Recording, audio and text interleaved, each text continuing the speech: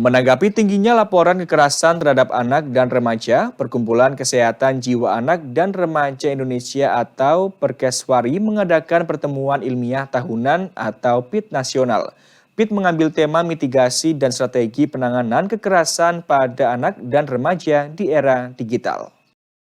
Perkumpulan Kesehatan Jiwa Anak dan Remaja Indonesia atau Perkeswari Cabang Banyumas mengadakan pers rilis setelah menjadi tuan rumah pertemuan ilmiah tahunan atau PIT nasional di Java Heritage Purwokerto Jumat Sabtu kemarin.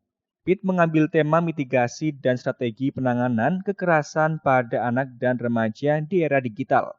Ketua Perkeswari Cabang Banyumas, Hilma Paramita, menjelaskan jika tema tersebut diangkat di latar belakangi maraknya kasus kekerasan dan pelecehan seksual terhadap anak, salah satunya di Kabupaten Purbalingga. Ia menanggapi dari banyaknya laporan, masih banyak kejadian yang lebih banyak tidak terlapor. Terdapat 4 jenis kekerasan pada anak dan remaja yang kerap terjadi di lingkungan keluarga, sekolah, dan juga masyarakat. Meliputi kekerasan fisik, psikis, seksual, dan juga kekerasan pengabaian. Ia menjelaskan jika kekerasan terhadap anak akan berdampak besar terhadap perkembangan psikis anak hingga menyakiti perasaan dan merusak otak anak. Dampak besarnya anak-anak akan menutup diri, takut bersosial, dan juga hingga mati rasa. Begini, ketika seseorang terus-menerus mendapatkan rasa sakit yang tidak tertahankan, kadang-kadang hatinya itu sama dia dibikin mati gitu ya. Jadi isolasi afek istilahnya, yang membuat dia tidak lagi sensitif terhadap hal-hal yang berhubungan dengan rasa sakit dan kekerasan, sehingga dia tidak bisa lagi merasakan gimana sih rasanya sedih, gimana sih rasanya kalau orang dilukai dan sebagainya, sehingga dia nggak punya tidak punya rasa empati lagi. Jadi itu yang mungkin jadi PR besar. Kenapa menjawab ya bagaimana sekarang tuh kelihatannya dunia ini seperti kehilangan rasa cinta kasih ya.